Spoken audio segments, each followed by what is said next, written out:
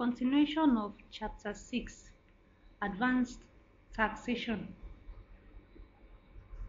Subtopic: Company in partnership with another. Where a company is engaged in a trade or business with any other person in Nigeria, that trade or business shall be deemed to constitute a separate source of profit, and the accessible profit of the company from that source shall be determined under the provisions of the Personal Income Tax Act, in like manner as would be the accessible income of any individual partner in that partnership. In effect, the taxation rules for determining the incomes of a partner in a partnership are the same whether the partners therein are individuals or companies. Subtopic: Total profit and sources of profit. The total profit of any company for any year of assessment shall be the amount of its total accessible profit from all sources for that year, together with any additions thereto of the amount of balancing charge that may be applicable, less deductions due for loss relief, investment allowance, and capital allowance. This is the substance of the definition of total profit as given in subsection 1 of section 27 of CETA. The components of this definition which should be noted are accessible profit from all sources, loss relief, capital allowances including investment allowance, and balancing charge. Accessible profit as treated in this chapter is the accounting profit as adjusted for tax purposes, but before having regard to any loss relief, capital allowance, or balancing charge. Loss relief is considered in the next subparagraph of this chapter, while investments and capital allowance as well as balancing charge are discussed elsewhere in this study pack. The reference to profit from all sources will now be discussed. The definition of sources was not given anywhere in CETA. It is therefore uncertain how the business activities of each company are to be grouped for this purpose. The Federal Inland Revenue Service had in 1985 issued a circular in which there was a reference to what sources could mean. In that circular, examples of sources of profit were given as manufacturing of goods up to disposal of such goods, road construction, building construction, road transport, credit financing, equipment leasing, leasing of immovable property, investment in stock and shares. Examples also given in the same circular in the case of an insurance company source of profit are group life, industrial life, ordinary life endowment, all risk, motor vehicle, fire, marine, workmen compensation, investment of funds. The rationale behind this classification is known, and it is uncertain whether it will be acceptable to the general business community. Whether or not an acceptable classification is produced, the most important thing to note is that each company might be required to produce separate profit and loss accounts for each separate activity that can be regarded as unrelated to the other ones.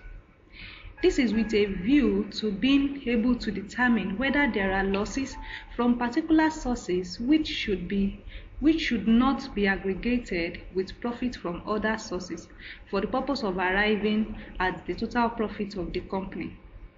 It is certain that producing such separate profit and loss accounts could be very cumbersome for companies having several lines of business activities. For example, UAC of Nigeria PLC and other conglomerates. Furthermore, the method of apportionment of joint costs or overheads of the company to arrive at the profit or loss from each source would need to be specified by the Revenue Service. Perhaps CTA might need an amendment to incorporate the definition of the various sources and how the profit or loss from each source is to be determined vis-a-vis the apportionment of joint costs. The enactment of legislation dealing with group relief would also go to a large extent in eliminating the practical difficulties inherent in the existing provision of CTA. Decided cases. The position of the court in a recently decided case would shed further light on this issue of sources of profit. It is also a confirmation that taxpayers are free to challenge information in the Revenue's circular that are not strictly in accordance with tax statutes. The case, Federal Inland Revenue Service and American International Assurance Company, Nigeria PLC, was decided in favor of the company. The issue was whether within the context of CTA, Section 14, life insurance and non-life insurance are one trade or business or two separate trades or businesses. The court held that it cannot be said that the company carrying on both life and non-life insurance businesses are carrying on two separate businesses for the purpose of Companies Income Tax Act. The company was said to be engaged in only one trade or business. The requirement of Section 27, subsection 1 is that the assessable profits from all sources are to be aggregated. If a loss has been incurred from any one source, such cannot be aggregated with the profits from other sources to determine total profit.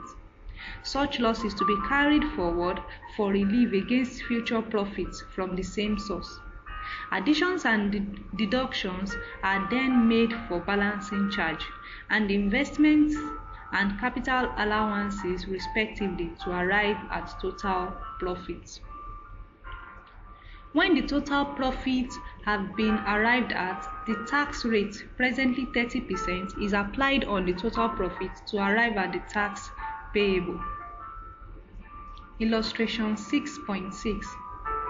Consider a hypothetical company with the respective figures and three sources of profit for an assessment year as shown below. A. The trade profit was 1,000. That's under the total of assessable profits. Trade profit was 1,000. Trade losses brought forward was nil. That gave us total of 1,000. The property income was 400. Less losses of the same source brought forward, that was 600.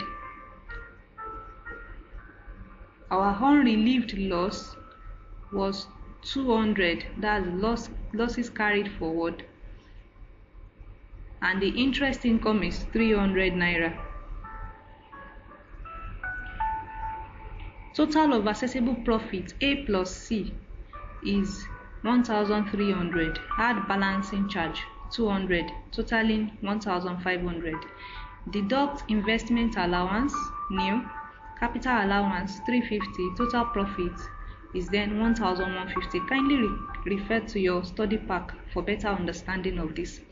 It is on this total profit that the tax rate will be applied to arrive at the amount of tax payable. For example, the tax payable in the illustration above with a tax rate of 30% is 345 naira, that is 30% of 1,150 naira. The 200 unrelieved loss from the property income source will be carried forward for relief against future profits from the same source. It cannot be set off against the 1,150 total profit. Order of giving effect to Section 27, subsection 1. The wordings of Section 27, subsection 1 regarding total profit of a company for any year of assessment can be interpreted and broken down into stages as follows. Stage 1. Aggregate all accessible profits from all sources. Stage 2. To the total of the accessible profits from all sources, add balancing charge. Stage 3. Deduct any amount of loss relief due. Stage 4. And also deduct any investment and capital allowance to be granted.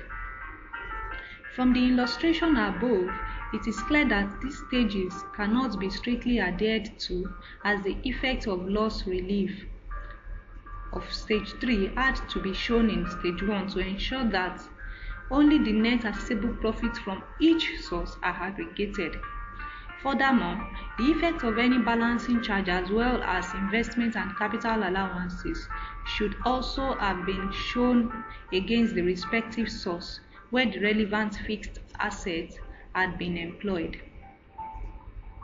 For example, it would appear ridiculous deducting capital allowances from interest income where no qualifying expenditure had been incurred for the purpose of earning such income. Perhaps the aggregation which is in stage 1 should in fact be in stage 4, after the exercise in the other 3 stages would have been performed for each source of accessible profit wherever applicable, and this is the treatment that is recommended. It should be noted that the capital allowances restriction will still be applicable for any capital allowance to be deducted in computing total profit. Subtopic: losses. In arriving at the chargeable profit of a company, losses, if any, incurred in the preceding year of assessment are to be deducted. Contrary to what obtains in personal taxation, there is no current year loss relief available to companies. It is only the carry forward relief that is available. Section 27 of the Act contains the provision applicable to losses incurred by companies. Essentially, these are: A. The amount of loss to be allowed should be that which the revenue service is satisfied as having been incurred by the company in a trade or business during the preceding year of assessment. The reference to preceding year in the wordings of that section of CITA emphasizes that current year relief is not available for losses incurred by companies. B. In no circumstance shall the amount to be relieved exceed the total amount of the loss. C. Relief can only be against profits from the same trade or business in which the loss was incurred. D. With effect from 2007, losses can be carried forward indefinitely and relieved against future profits. And E. The loss available for relief should be computed on the same basis as that of accessible profit for a year of assessment. Terminal loss relief. There is no provision in the Act for the granting of relief for losses by a company in the year of assessment when its trade or business permanently ceases. Thus, there is no relief for any loss incurred in the last year of trade, nor for any unrelieved loss accumulated up to the date of cessation. The computation of the accessible income for the year of cessation will be on actual basis. Since a loss has been incurred for this period, assessment will be nil for the assessment year concerned. However, there are provisions for the relief of unutilized capital allowances at the time of permanent cessation of a company's trade. Such capital allowances can be carried back to be relieved against the accessible profits of the preceding years up to the 5th year before the year of cessation. Subtopic: normal company tax rate. For each year of assessment, tax is payable at the current rate of 30% of the total profit of every company. The current rate of 30% was introduced from the 1996 assessment year. The rate can be altered at any time upon the passing of the appropriate legislation. The total profit for any year of assessment has already been discussed. Tertiary education tax will be payable at 2% of assessable profit. The assessable profit of a company must be known before its tertiary education tax liability can be computed. Minimum tax. Where in any year of assessment, the ascertainment of total assessable profit from all sources of a company results in A loss, or B, no tax payable, or C, tax payable which is less than the minimum tax, the tax payable by the company shall be the minimum tax computed as follows. 1. Where turnover is 500,000 naira or below and the company has been in business for at least 4 calendar years.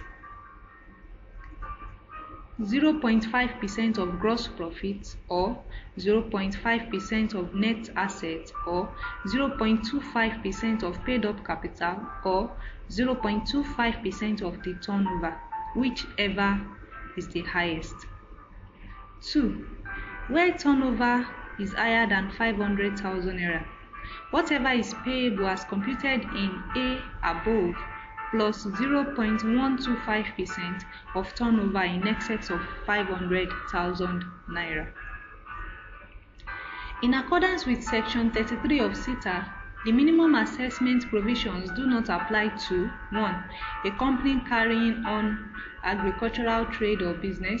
2. A company with at least 25% imported equity capital. And 3. Any company for the first 4 calendar years of its commencement of business. For any year of assessment when minimum tax is payable, the capital allowances due for that year will still be computed and relieved as much as possible from the assessable profit of the year, as if the tax payable is based on the assessable profit. Whatever capital allowances that cannot be relieved due to insufficiency of assessable profit can be carried forward to subsequent assessment years. The implication of this provision is that taxpayers will lose the capital allowance that could be relieved against the assessable profit, regardless of the fact that the tax is not based on the assessable profit, but on turnover and so on, which will be the case when the minimum tax provisions are being applied. A way out is by not making a claim for capital allowance.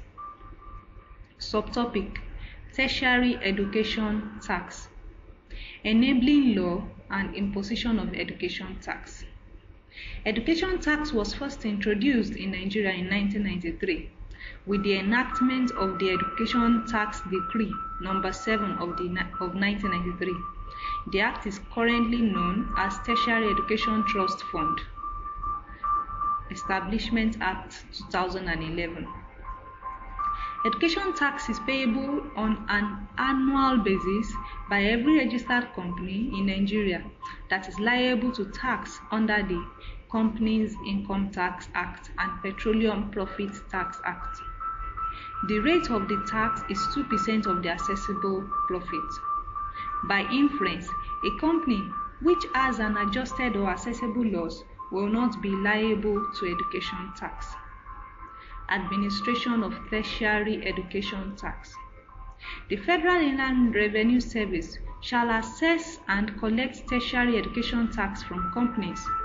When the FIRS is assessing a company for either income tax and petroleum profit tax, it is required to simultaneously raise the education tax assessment on such company.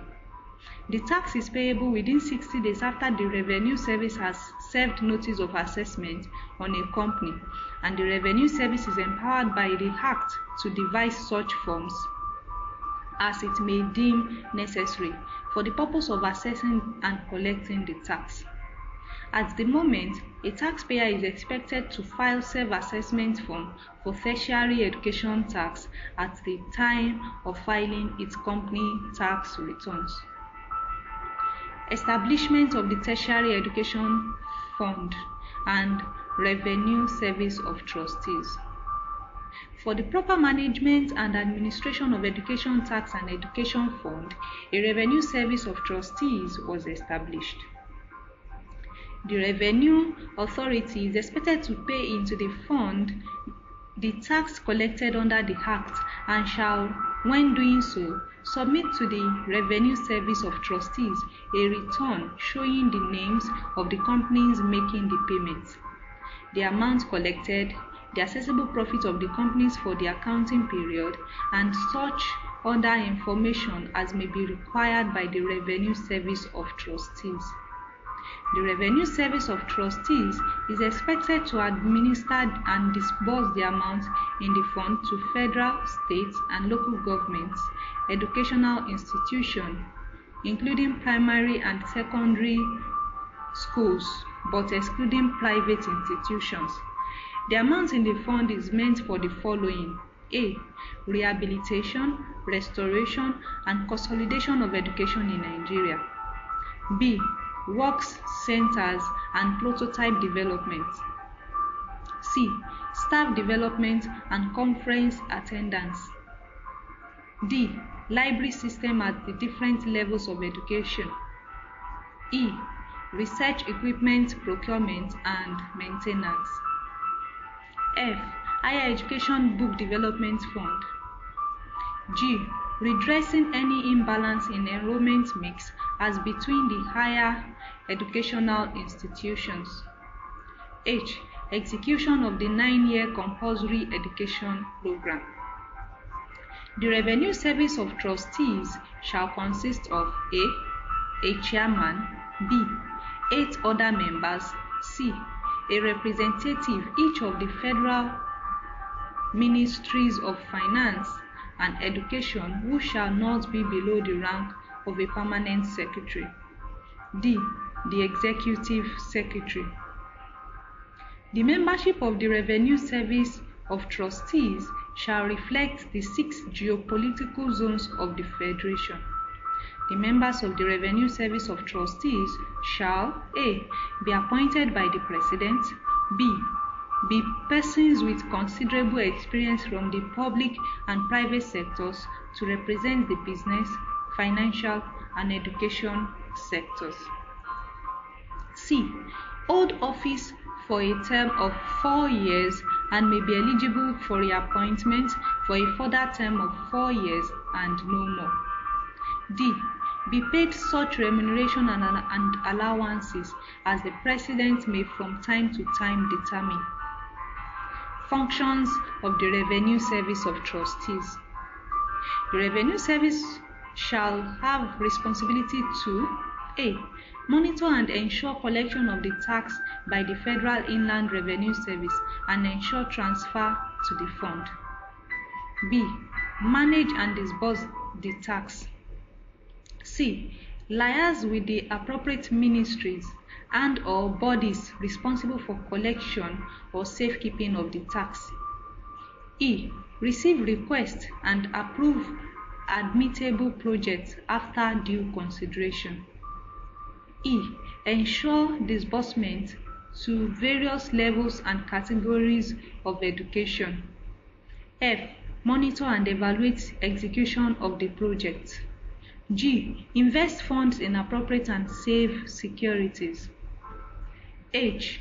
Update the federal government on its activities and prepare annual audited reports.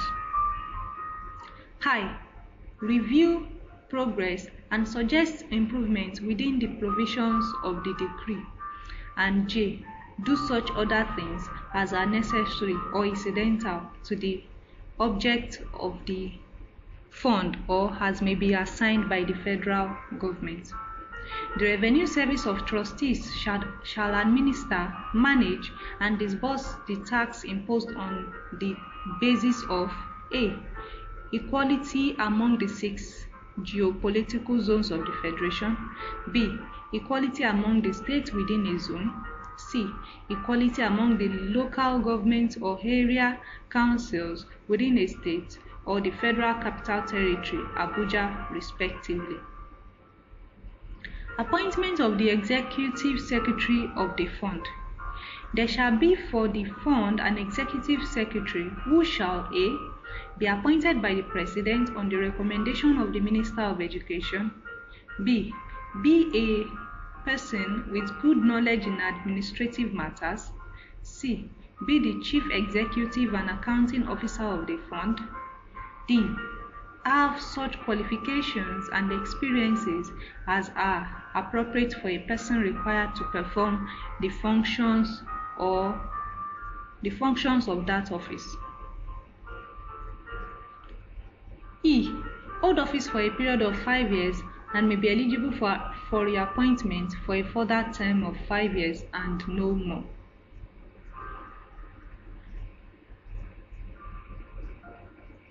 The Executive Secretary shall, subject to the general direction of the Revenue Service of Trustees, be responsible A. for the day-to-day administration of the fund, B. for keeping the books and proper records of the proceedings of the Revenue Service of Trustees, C. for the administration of the Secretariat of the Revenue Service of Trustees, D. for the general direction and control of all other employees of the fund. Illustration 6.7. Doroman Limited. Extract of operating results per audited financial statement for the year ending 31 October 2013 is as follows. Operating profit 1,490, depreciation provision 610, interest on borrowed fund 412, provision for general debt 390, balancing allowance 290, balancing charge 220, stamp duty on increase in capital 180, capital allowances agreed 610. Required: compute assessable profit and education tax for the relevant year of assessment. Suggested solution: Doroman Limited. Computation of adjusted profit or tertiary education tax for 2014 assessment. Operating profit per 2013 audited account is 1,490. Add back the disallowable expenses, which are depreciation of 610, general bad debt provision of 390, stamp duty on increase in capital 180, and add balancing charge of 220. So the assessable profit is 2,890. Hence, education tax liability at 2% of 2,890 is 57.8. That's 57,800. Note: assuming Doroman Limited made a loss of 1,550,000 naira, this will result in adjusted loss of 150,000 naira. That is 1,550 minus 1,180 minus 220.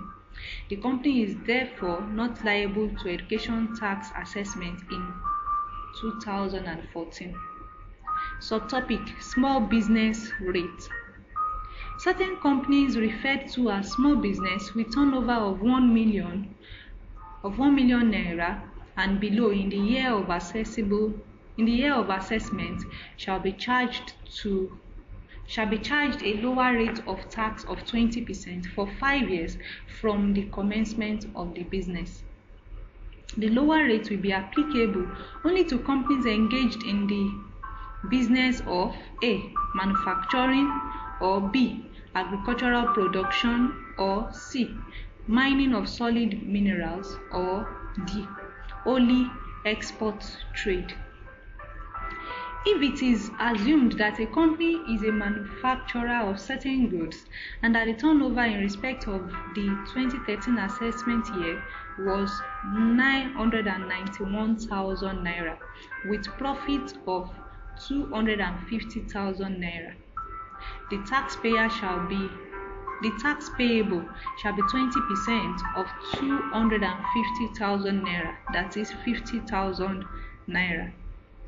In order to determine the rate of tax that should be applied to any company, therefore, the nature of the business being carried on, as well as the turnover of the company in the assessment year, will need to be considered.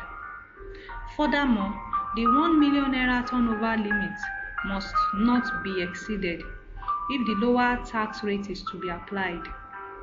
It should be noted that small business rate was applicable with effect from the assessment year 1988, 1989, and 1990 for companies in operation before 1 January 1988. The turnover limit then was 500,000 naira. Act number 3 of 1993 provides for an extension of these benefits for an additional 2 years where the company shows evidence of good records and management and remains in the same line of business.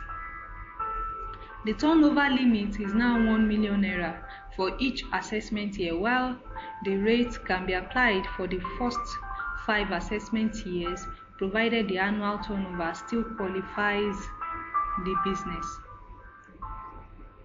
Subtopic: Pre-operation levy.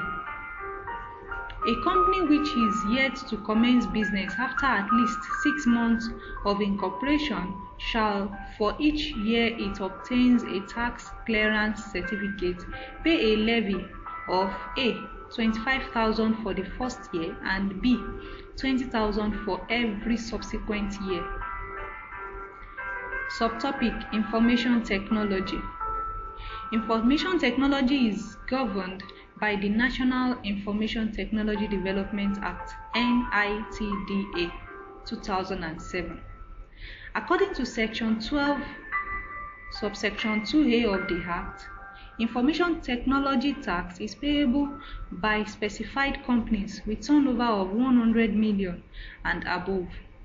The tax is 1% of profit before tax and is accessible by the FIRS and is assessed by the FIRS. The tax, when paid, is tax deductible for company income tax purposes. IT tax is assessed by FIRS and is payable within 60 days of service of a notice of assessment. Penalty for non-compliance as stated in Section 16, subsection 4 of the Act is 2% of the tax payable. Entities liable to IT tax as stated in Schedule 3 of the Act are A. GSM service providers and all telecommunication companies. B. Cyber companies and internet providers. C. Pension managers and pension-related companies. D. Banks and other financial institutions. And E. Insurance companies. Subtopic: Withholding tax. Introduction. Withholding tax, that is WHT, is an advance payment of tax which is deducted at source on certain transactions and later applied, where it is not a final tax, as tax credit in the settlement of the income tax liability of the year to which the payment that suffered the deduction relates. Arising from this definition are the following peculiarities of the tax. A. Withholding tax is a deduction at source, which gives the taxpayer no option as to whether to pay it or not. B. Withholding tax is an advance payment in lieu of the income tax to be paid later. This means that it is not a separate tax. C. Withholding tax, being an advance payment of income tax, cannot be used later as credit for any other tax such as education tax or value-added tax. D. Some withholding taxes are regarded as final tax. Where this is so, the income from which they have been deducted can no longer be brought into account for tax purposes. E. As withholding tax is to be utilized as credit for the income tax liability of the year to which the income relates, it means that one cannot use it to settle back year or future year tax liabilities until the account of the year to which the withholding tax relates has been finalized and tax fully settled, with the withholding or part thereof still remaining unutilized. Withholding tax as a collection device was introduced in a limited form by the SETA and later expanded in terms of coverage. Enabling laws. Section 68, 69, 70, 71 and 72 of Personal Income Tax Act deal respectively with withholding tax deductions from rent, interest or royalties, dividends, and directors' fees paid to individuals. On the other hand, Section 78 to 81 deal respectively with deductions from interest, rent, and dividends paid to corporate bodies. Sections of PITA and SETA deal with deduction of tax at source in general. It is under this section that the application of withholding tax could be widened to include building contracts, contract supplies, consultancy, and professional services, which are not specifically mentioned in the SETA. Withholding tax rates, remittance, and tax authorities. Taxes are to be withheld from corporate bodies and individuals at the rate listed in the table below and remitted to the relevant tax authorities within 30 days in the case of individuals and 21 days in the case of companies from the date the amount was deducted or from the time the duty to deduct arose, whichever comes up earlier. Section 85 of SETA provides a penalty of 10% per annum and interest at central bank rate for failure to remit withholding tax due to FIRS. Section 74 of PITA provides for a fine of 5,000 or 10% of tax due, whichever is higher, in addition to the principal tax due and interest at the bank lending rate for failure to remit the withholding tax due to SBIR.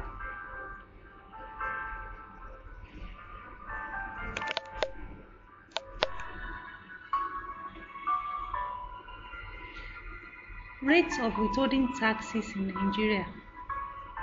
Types of payment. For companies, which payment will be made to FIRS? Royalty 10%, rent including hire of equipment 10%, dividends 10%, interest 10%, commissions 10%, consultancy and professional services 10%, technical services 10%, management services 10%, directors' fees. There's no directors' fees under companies. Building construction 5%, contract supplies 5%.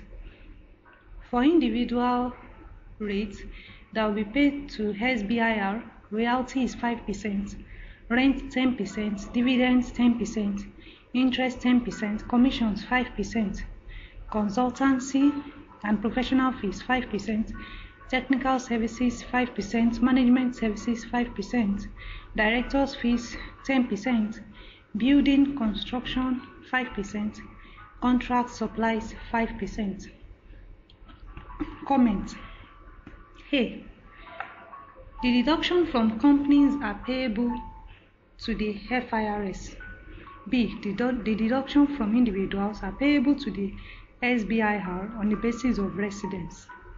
C. The deduction from individuals are payable to the FIRS when they are made from residents of the FCT Abuja, members of the Nigerian Armed Forces and Police, officers of the Nigerian Foreign Service, and persons resident outside Nigeria who derive income from Nigeria. Withholding taxes on dividend, interest, rent, and royalties when suffered by non-residents are final taxes. Also, with effect from January 1996, withholding tax on interest and dividend are final taxes when suffered by Nigerians. Subtopic: Credit Note. As soon as payment is made to the bank or the withholding tax section of the tax office, credit note must be issued in favor of the names, that is taxpayers, contained in the schedule. The credit notes are to be forwarded by the collection agent to the taxpayers who suffered the deductions immediately. This is because the credit notes are to be used in claiming tax credit at the various tax offices where their cases are handled. It is important to emphasize that the presentation of a letter from the collector agent showing that the taxpayer has suffered deductions is not enough for the FIRS to give credit. Similarly, government treasury receipts issued by other government departments showing that they have deducted tax from a taxpayer is not enough to grant tax credit, since only the FIRS can collect tax for the federal government, while only the SIRS can collect tax for the state. Subtopic: Dual role of collection agents. Withholding tax collection agents play a dual role since January 1994, when VAT was introduced. A. They act as agents in the deduction of withholding tax from contract sums payable to their contractors. B. They also act as agents in the collection of VAT from their contractors when such contractors are paid. This, however, is where the VAT has been built into a contract. Where it was not, the awardee of the contract pays the VAT as the consumer of the contract service. Subtopic: Advance income tax payment.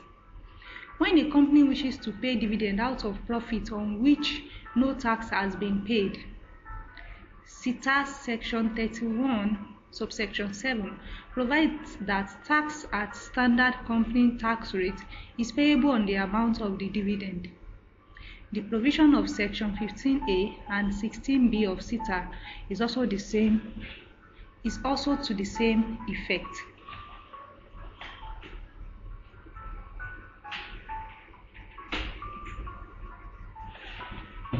If any provisional tax has been paid by the company for the assessment year, this will be taken into account in determining the amount of tax payable under this section. The tax is payable before the dividend is paid and has nothing to do with withholding tax, which will still be deducted normally. The tax so paid will be taken as a deposit against the tax due from the company on the profit out of which the dividend is paid. Thus, when the company wishes to settle its tax liability, the amount paid as deposit will be deducted from the total amount of the income tax liability of the company for that year. Illustration 6.7. A company is paying a dividend amounting to 500,000 naira in respect of the year ended 31 December 2013, payable on 15 June 2014. The tax adjusted profit of the company for the year was 800,000 naira after capital allowances. The company's audited accounts have been prepared and submitted to the revenue, but no assessment has been received up to the date of payment of the dividend. Under this situation, the company will need to pay a tax of 150,000 naira, that is 30% of 500,000 naira, prior to the payment of the dividend. Thereafter, the dividend of 500,000 naira can be paid subject to deduction of applicable withholding tax. When the company is assessed to tax, its tax liability will be as follows: tax profit 800,000 naira, Income tax at 30% thereon, that's 240,000 naira. Less tax paid in advance, which was 150,000 naira. Then the balance of tax payable is 90,000 naira, which is 240 minus 150,000. Note, under the self-assessment scheme, companies are not expected to wait to receive assessment from the revenue before settling their respective tax liabilities. Subtopic: Capital Allowances. Introduction. The second schedule to CETA deals with companies' capital allowances. The substance of this schedule is very similar to the provision of the fifth schedule of PITA dealing with this topic as it relates to individuals. Thus, any knowledge of capital allowance in personal taxation can be conveniently and successfully applied to companies' taxation, the general rules of computation being the same. Qualifying expenditure. Qualifying expenditure means capital expenditure incurred in a basis period in connection with A. Plant, machinery or fixtures, B. Buildings, structures or work of a permanent nature, C. Mines, oil wells and other sources of mineral deposits of a wasting nature, D. Plantations, E. Research and development, F. Agricultural plants, G. Public transportation motor vehicles, and H. Public transportation intercity new mass transit coach. Any expenditure which is an allowable deduction in computing the profit of the company's trade or business in accordance with the provision of Section 24 of CETA shall not be treated as qualifying expenditure. Assets acquired on hire purchase.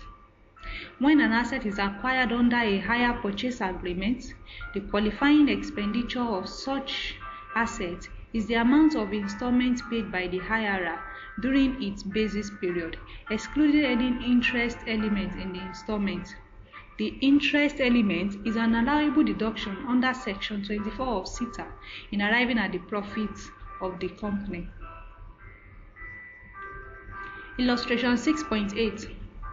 Hire Purchaser Nigeria Limited purchased motor lorries on hire purchase on 10 June 1987 for use in its business.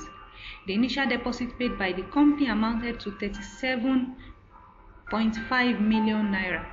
The remaining purchase price being paid in 24 monthly installments of 4,687,500 naira. The cash price of the lorry was 115 million naira. It is to be assumed that the company paid all the installments when due and that its accounts are made up to the 31 December every year. Required: A.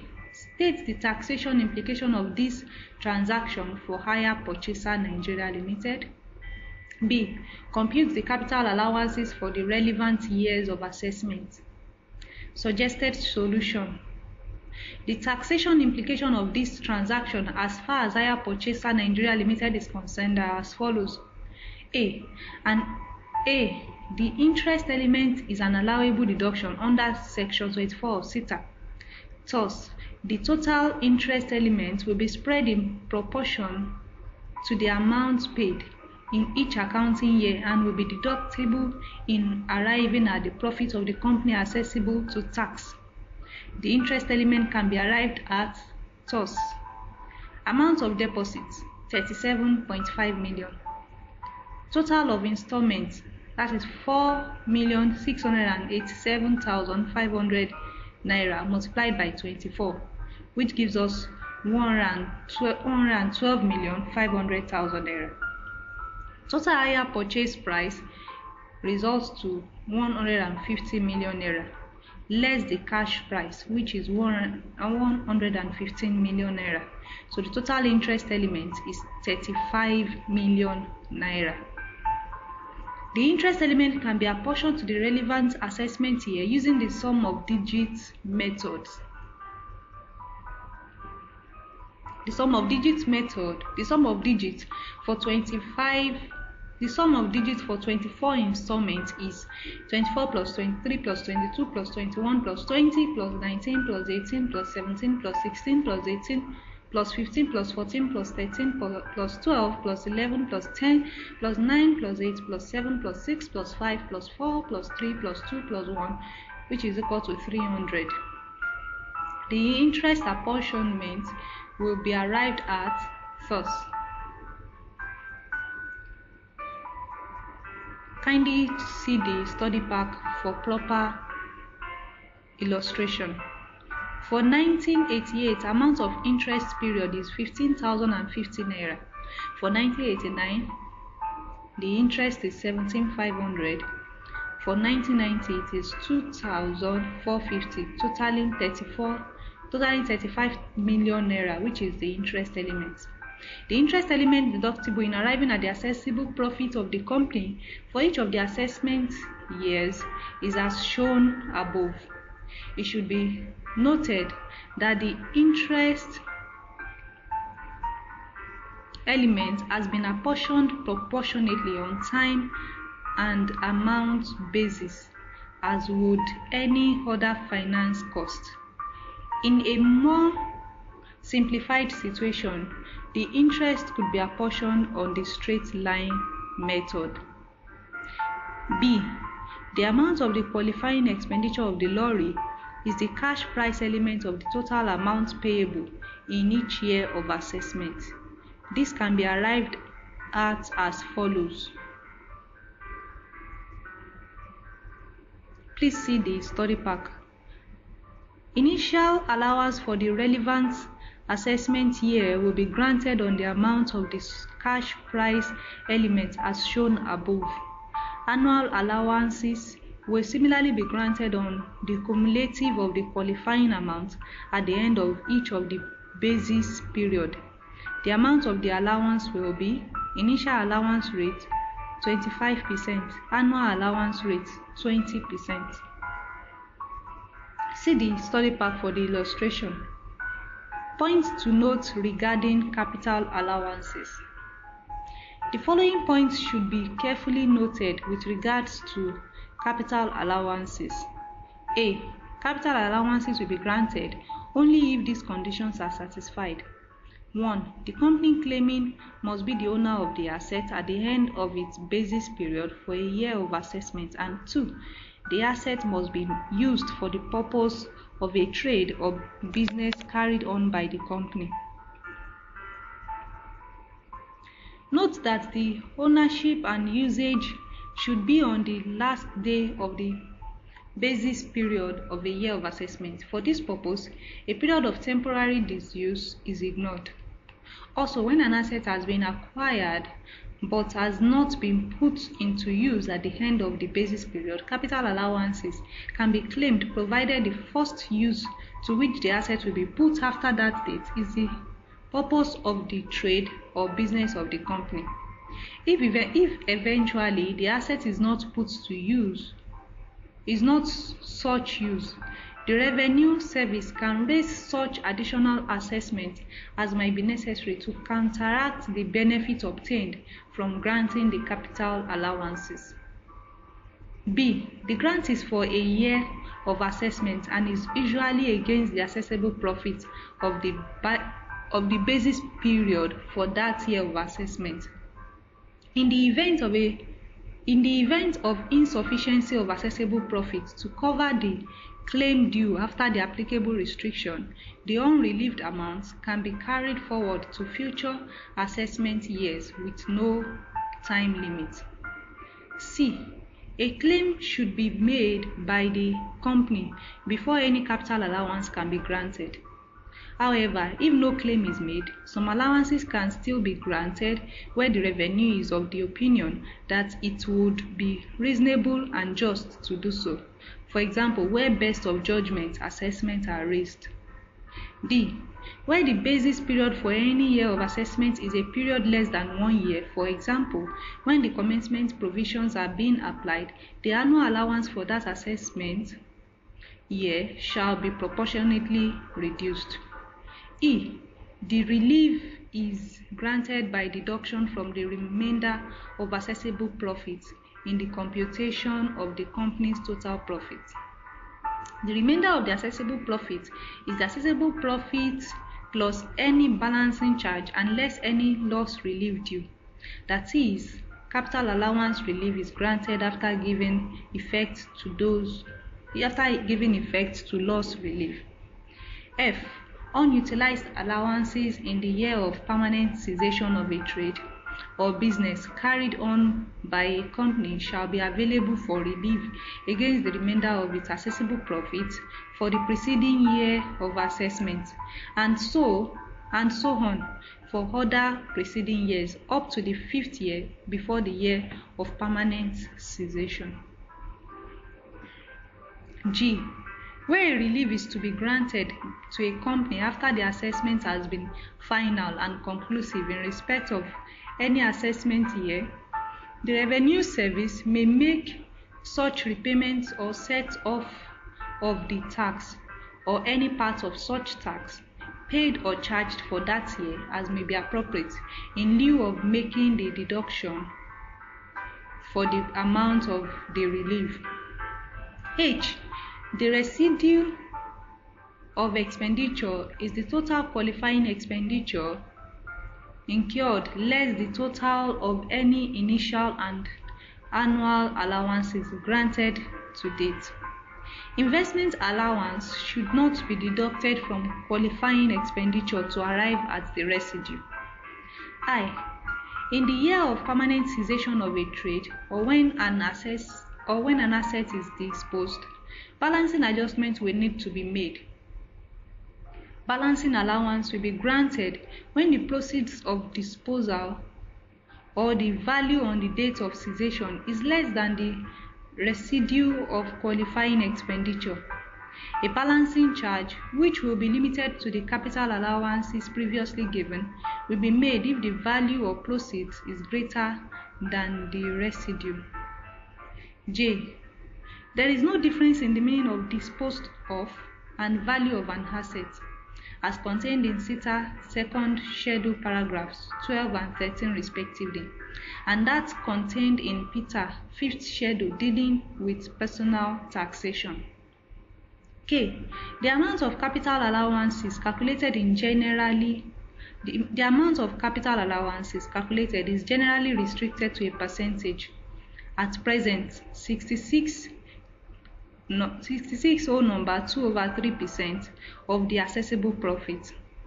Any company in the agro-allied industry or that which is engaged in the trade or business of manufacturing is not affected by this restriction. A company in the agro-allied industry is any company carrying on agricultural trade or business as defined. Agricultural trade or business is defined in the Act as any trade or business connected with 1. The establishment or management of plantation for the production of rubber, oil palm, coffee, tea, and similar crops. 2. The cultivation or production of cereal crops, tubers, fruits of all kinds, cotton, beans, groundnuts, shea nuts, beniseed, vegetables, pineapples, banana, and plantain. 3. Animal husbandry, that is to say, poultry, piggery, cattle rearing, fish farming, and deep-sea fish trawling. L. Any expenditure allowable under Section 20 as a trade expenditure and deductible in the computation of a company's profit from its trade or business cannot be treated as qualifying capital expenditure. Subtopic Basis Period. The basis period for capital allowance is normally the same as that used in the computation of assessable income. For example, if accounts are made up to 30 September every year, the basis period for the purpose of determining assessable income for 2013 assessment year will be the accounting year ended 30 September 2012, that is, period 1 October 2011 to 30 September 2012. Capital allowances would be claimed for the 2013 assessment year using the same basis period. Thus, initial allowance on assets purchased during period 1/10/2011 to 30/9/2012. Annual allowance on residue of expenditure at 30/9/2011 plus the annual allowance amount calculated on the additions during the year to 30/9/2012. If there are disposals in the year, the residue of such will be eliminated from the residue at 30/9/2011 before the annual allowance is calculated. This rule will usually be disrupted at commencement and cessation of a business, as there will be overlapping and gaps of periods during these occasions. The provisions in the Act are: A. Where two basis periods overlap, the period common to both is treated except for the purpose of annual allowances as falling to the first basis period only. B. Where two basis periods coincide, they shall be treated as overlapping and therefore Rule 1 above will be applicable. C. Where there is an interval between the end of the basis period for 1 year of assessment and the basis period for the next year of assessment, the interval shall be treated as part of the second basis period unless the year of assessment based on the second basis period is the year of permanent cessation of the trade, when the interval is treated as part of the first basis period. Buildings, structures, or works of a permanent nature. The distinction between industrial and non-industrial buildings is the same as in PITA. The definition of industrial building as given in the second schedule, paragraph 5b of CETA is reproduced below. Industrial buildings or structure means any building or structure in regular use. A. As a mill, factory, mechanic workshop, or other similar purpose, or as a structure used in connection with any such buildings. B. As a dock, port, wharf, pier, jetty, or other similar building structure. C. For the operation of a railway for public use or of a water or electricity undertaking for the supply of water or electricity for public consumption. And D. For the running of a plantation or for the working of a mine or other source of mineral deposits of a wasting nature.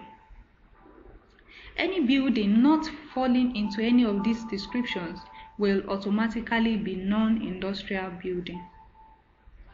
It should also be noted that the cost of land is not considered to be qualifying expenditure. Capital allowances, therefore, cannot be claimed on the cost of land included in the cost of any building. Such costs should be deducted from the cost of the building in the computation of the applicable capital allowances. Building purchased. When a building is purchased, the relevant interest to the company making the purchase is the original cost of construction of the building or the price paid for it, whichever is lower. If the building is purchased second-hand, no initial allowance can be claimed by the purchaser, but annual allowance can be claimed based on the amount of the relevant interest as defined above. When a building is purchased new, initial and annual allowance are claimable by reference to the relevant interest, that is the cost of construction by the original owner or the purchase price, whichever is lower. Mines, oil wells, or other sources of mineral deposits of wasting nature. This is covered among others in paragraph 1 and 2, second schedule CETA, which contains similar provision to PITA, fifth schedule, paragraph 2, but see comments under plantation below. Plantations. Qualifying expenditure in connection with plantations is capital expenditure. A. on the clearing of land for planting. B. On planting other than replanting. The C part of paragraph 1, Schedule 2, SITA, deals with qualifying mining expenditures and is as follows. 1. Capital expenditure, hereinafter called qualifying mining expenditure, incurred in connection with or in preparation for the working of a mine, oil well, or other source of mineral deposits of a wasting nature, other than expenditure which is included in subparagraph A of this definition. 2. Capital expenditure, hereinafter called qualifying plantation expenditure, incurred in connection with a plantation, on the clearing of land for planting, on planting that is other than replanting, on the construction of any works or buildings which are likely to be of little or no value when the source is no longer worked, or where the source is worked under a concession, which are likely to become valueless when the concession comes to an end, to the company working the source immediately before the concession comes to an end. On the acquisition of or of rights in or over the deposit or the purchase of information relating to the existence and extent of the deposit, and on searching for or on discovering and testing deposits or winning access thereto. A critical look at the above will reveal that subparagraph 3, 4, and 5 thereof have no bearing to plantation. In fact, they relate to mining expenditure and should therefore have been included under paragraph C. This is the treatment in Peter, which, in the absence of any evidence to the contrary, is also expected to be the same in SITA. Clearly, this is an error in the drafting of the law. Consequently, paragraph 3, 4, and 5 in paragraph D above should be taken as related to paragraph C and the qualifying expenditure on mining and plantations, respectively. Allowances. Initial allowance. This is granted in the first year of acquisition on the cost of purchase of the asset, whether purchased new or second hand. But see the exception in respect of building as already discussed. For example, an initial allowance of 25,000 will be claimed for a qualifying expenditure amounting to 50,000 on an asset which attracts an initial allowance rate of 50%.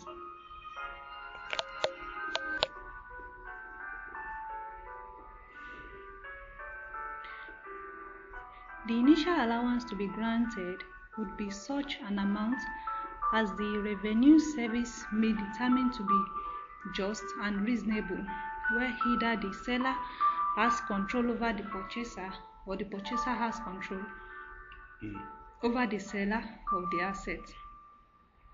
Such amount shall not exceed the amount of the initial allowance, which would have been allowable except for this provision. In respect of qualifying expenditure on plants and machinery for the replacement of old ones, one of 95% capital allowance in the first year shall be allowed. The 5% book value shall be retained until the final disposal of the asset, provided that the aggregate capital allowance granted in respect of any asset shall not exceed 95% of the total cost of the asset. Investment allowance. In addition to an initial allowance, investment allowance can be claimed in respect of qualifying expenditure incurred on plants and machinery. The rate is 10% of the expenditure.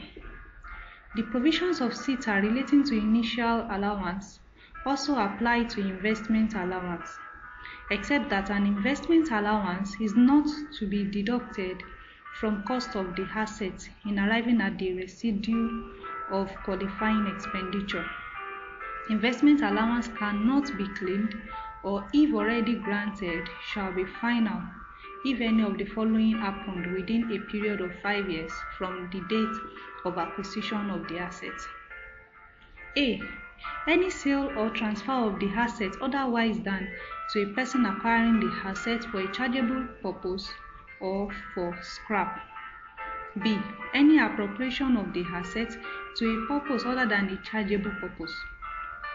C.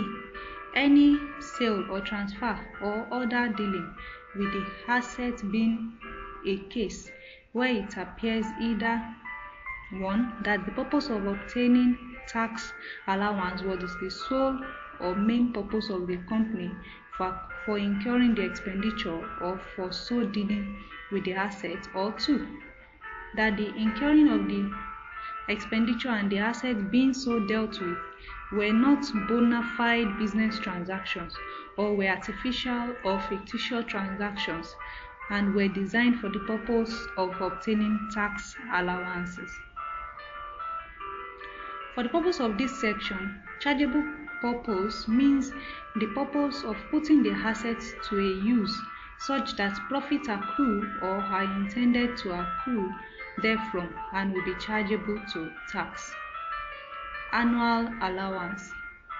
This is granted annually and is computed on the balance of cost after the deduction of the amount of initial allowance claimed on the asset.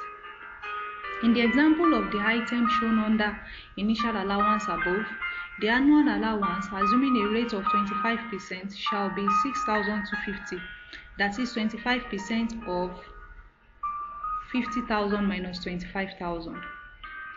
Annual allowance, once calculated for particular fixed asset item, will be the same amount for each of the year that the asset is in use until the cost of the asset is fully relieved.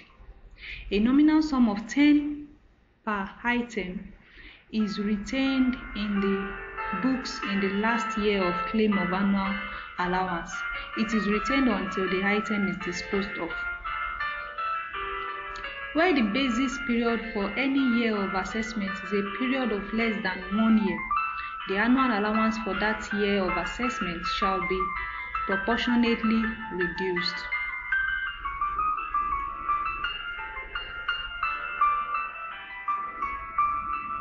Illustration 6.9. New Business Nigeria Limited commenced a retail trade business on 1 October 2006 and makes up accounts to 30 September of every year. The following qualifying capital expenditure on plant and machinery were incurred.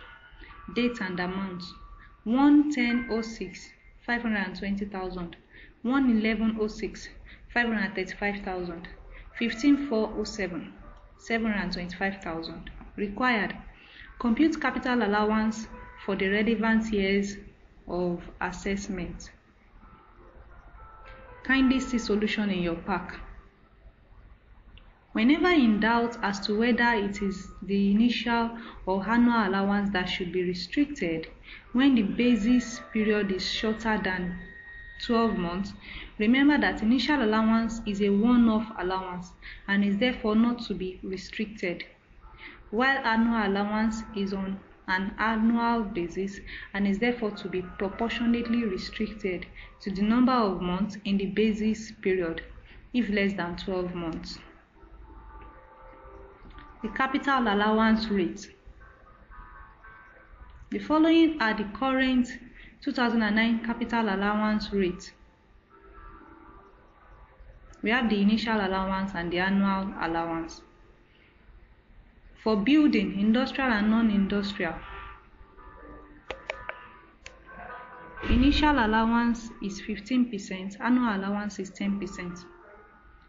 For mining, initial is 95%, while annual allowance is nil. For plants, agric production, the initial is 95%, while annual allowance is nil. For others, initial allowance is 50%, while annual allowance is 25%.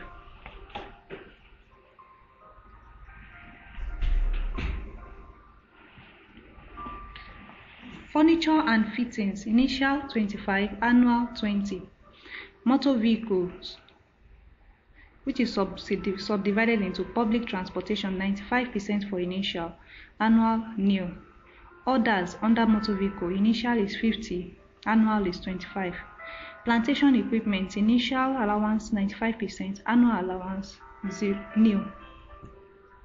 Housing estate, initial 50, annual 25. Ranching and plantation, initial 30, annual 50. Research and development, initial 95, annual nil. These rates were effective from the 2006 assessment year. The following should also be noted. A. In respect of qualifying expenditure on plant and machinery for the replacement of old ones, a one-off 95% capital allowance in the first year shall be allowed. The 5% book value shall be retained until the final disposal of the asset, provided that the aggregate capital allowance granted in respect of any asset shall not exceed 95% of the total cost of the asset. B. A company engaged in gas utilization, that is downstream operations, shall be granted accelerated capital allowance after the tax-free period of 3 years as follows. 1. An annual allowance of 90% with 10% retention for investment in plant and machinery. 2. An additional investment allowance of 15% which shall not reduce the value of the asset. C. Investment allowance of 10% on qualified plant and machinery expenditure is available from the 1993 assessment year. Claim for capital allowances. Options. The following options are available with regard to capital allowance. A. Capital allowance must be claimed before it can be granted. This implies that normally it will not be granted when no claim is made by the company. Therefore, a company that does not wish to be granted capital allowance in any particular assessment year can achieve that objective by not making a claim for such in its tax computation. B. Where double taxation relief is applicable, paragraph 23 of Schedule 2 permits a company to elect that the initial or annual allowance due to it be calculated at a lesser rate than that normally applicable as summarized under capital allowance rate above. When such election is made, the lesser rate desired by the company shall be the appropriate rate to be used to compute the amount of capital allowance due to the company for that year of assessment. Subtopic: Deferred taxation. The matching concept in accounting demands that sales and income are to be matched with the corresponding cost in preparing either a profit and loss account or an income and expenditure statement. If this is not done, there will be distortion in the profit or loss, that is, excess or deficit of income compared to expenditure declared for each accounting year. The results that would be obtained comparing one year with another in such situation would also be distorted. The matching concept principle should also be extended to the charge for taxation in the profit and loss account. Usually, accounting profit as reported in the profit and loss account will be different from taxable profit. The charge for taxation shown in the financial statement may not bear a direct relationship with the amount of income or loss shown in the income statement. The differences are due to the fact that accounting profit would be adjusted to arrive at taxable profit. The adjustments are usually in respect of A. Disallowable expenditure, B. Items chargeable to tax but not credited in the profit and loss account. C. Items credited in the profit and loss account but not taxable. And D. Expenditure not charged but allowable. Some of these adjustments would cause certain income or profits to be brought into accounting profit in one period, but brought into taxation in another period. Some other adjustments would completely eliminate an accounting profit or expense from tax without such being brought into tax in later accounting periods. These differences can be classified into two, namely timing differences and permanent differences. Those differences that would reverse in later accounting periods are called timing differences. Those that would not reverse in future accounting periods are referred to as permanent differences. Permanent differences. These are differences between taxable income and accounting income for a period that do not reverse in subsequent periods. One reason for permanent difference is that certain items are considered to be properly included in one calculation but are required to be excluded from the other. For example, donations other than those specified in Section 20 and Section 21 of SETA are not allowable deductions in determining taxable income. Similarly, certain items of income which are properly included in income statements are not subject to tax. For example, interest arising on certain government securities. Differences such as these are described as permanent differences. Timing differences. These are differences between the taxable income and accounting income which arise because the period in which some items of revenue and expense are included in taxable income differ from the periods in which they are included in accounting income. Such differences originate in one period and reverse in one or subsequent periods. A good example of timing difference is where the capital allowance rate used in determining taxable income differs significantly from the corresponding depreciation rate used in determining accounting profit. Also, expensing intangible development cost by taking 100% deduction in the year the expenditure is incurred instead of the normal depreciation spread for accounting purpose is another example. The incorporation in the balance sheet of the revaluation of fixed assets could create a timing difference.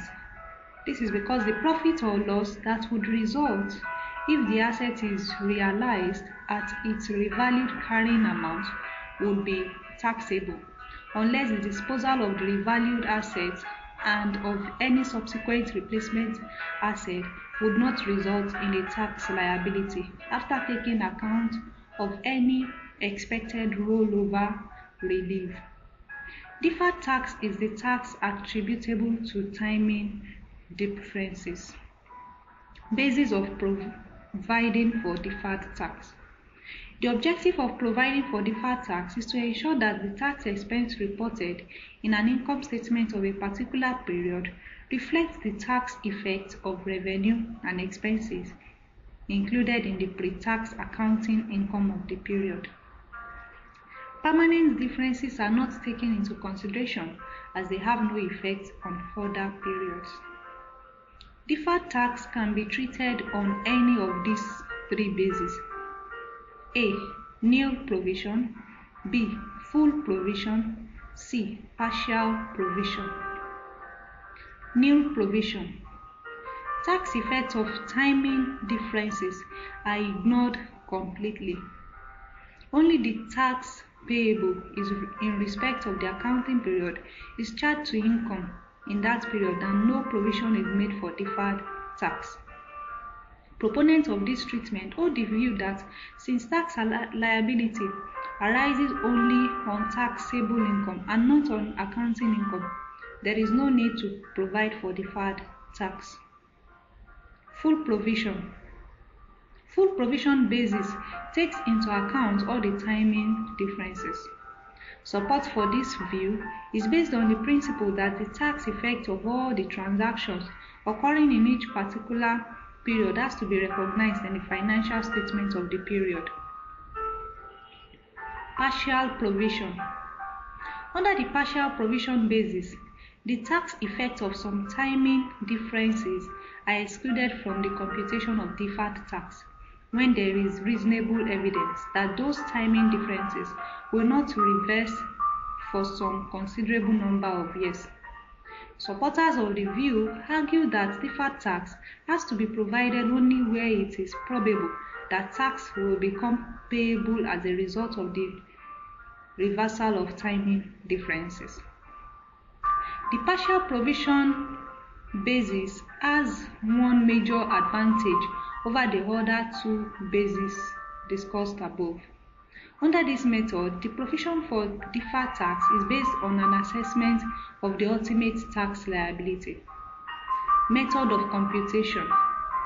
The tax effect of a timing difference, that is deferred tax, is usually computed as the difference between the tax computed after taking into account the transaction giving rise to the timing difference and the tax computed without including such transaction.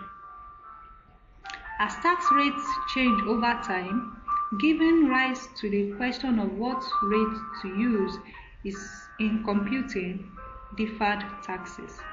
The choice of either the deferral or the liability method becomes fundamental to the method of computation of deferred tax. Deferral method. Under the deferral method, deferred tax are determined on the basis of the tax rate in effect when the timing difference originates. No adjustments are made later to take account of subsequent changes in tax rate.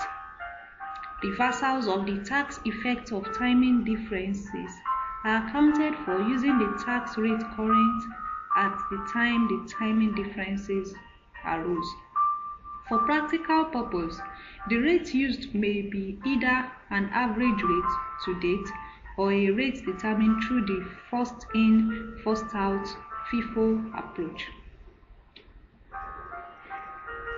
A basic argument against the deferral method is that the balance of deferred taxes may not represent the actual amount of additional taxes payable or receivable in the period that the timing differences reverse.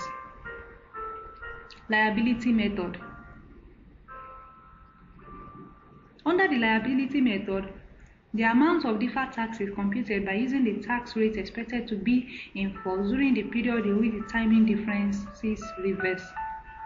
Usually, the prevailing tax is used as the best estimate of future tax rates, unless changes in tax rate are known in advance. Under this method, the deferred taxes provision represents the best estimate of the amount which would be payable or recoverable if the relevant timing difference reverses. Thus, the difference between income tax expense and income tax payable for the period is directly adjusted on the deferred tax balance. When accounting for timing difference results in a debit balance, prudence requires that such a debit can be carried forward in the balance sheet only if there is a reasonable expectation of realization. That is, if sufficient future taxable income will be generated in the period in which the timing difference will reverse. Tax losses.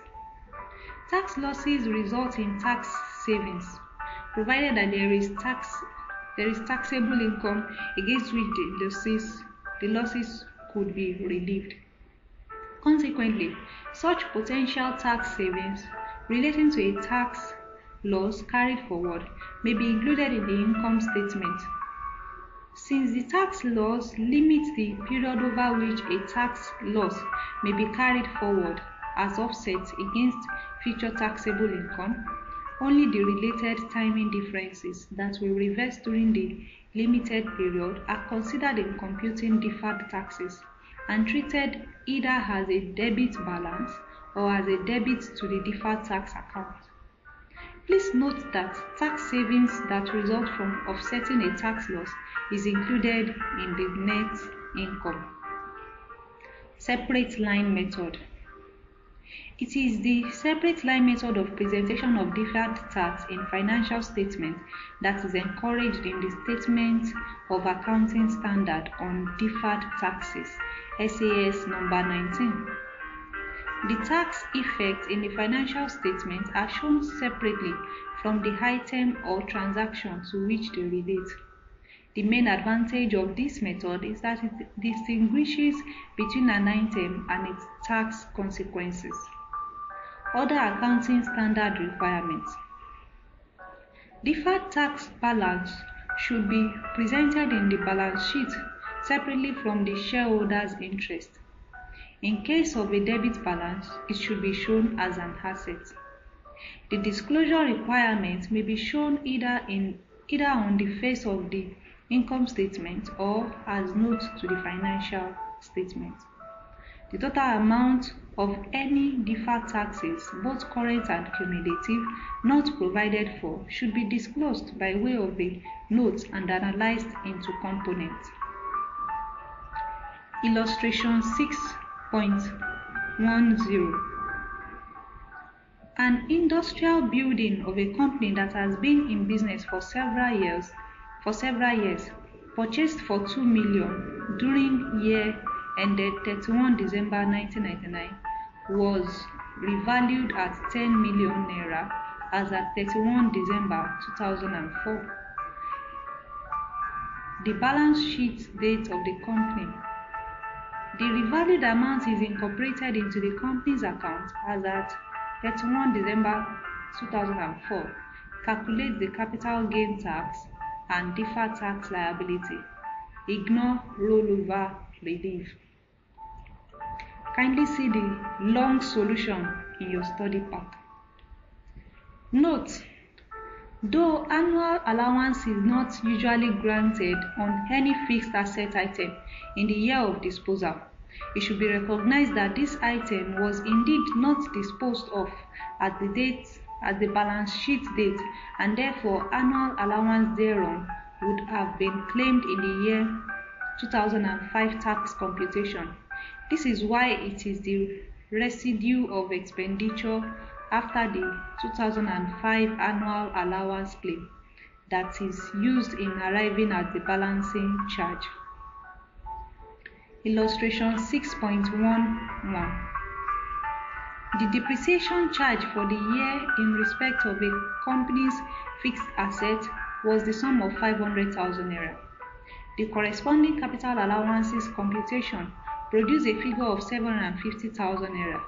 State the deferred tax effect. Solution: capital allowance 750,000 naira less depreciation charged in the account 500,000 naira. Timing difference 250,000 naira. A provision for deferred tax of 75,000, which is 250,000 multiplied by 30%, is required in the current year's account. The fact that the capital allowance figure above is greater than the depreciation figure implies that the tax charged in the year would be less than it should have been were the capital allowances and depreciation figures to be the same. Therefore, more tax will be due in later years when the timing difference would reverse. Chapter review. This chapter provides information about profit and sources of profit of corporate bodies that are subject to tax under the Companies Income Tax Act. Profits or gains of corporate bodies are taxed, while losses are allowed to be relieved against profits of subsequent years. Losses can be carried forward generally for a total of 4 years, but there is no time limit for relief of losses incurred by companies engaged in agricultural businesses. The bodies and associations whose income or profits are exempted from tax under the Act were listed.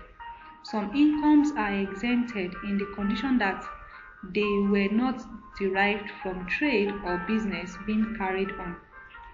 Others are exempted even if they were derived from trade or business. Readers must have learnt the principle of allowable and disallowable deductions as applicable to companies chargeable to tax under CETA. An allowable expenditure has to be that expenditure that is wholly, exclusively, necessarily, and reasonably incurred by the company in the production of the income. It has also been shown how the basis period of assessment is to be determined for tax purposes.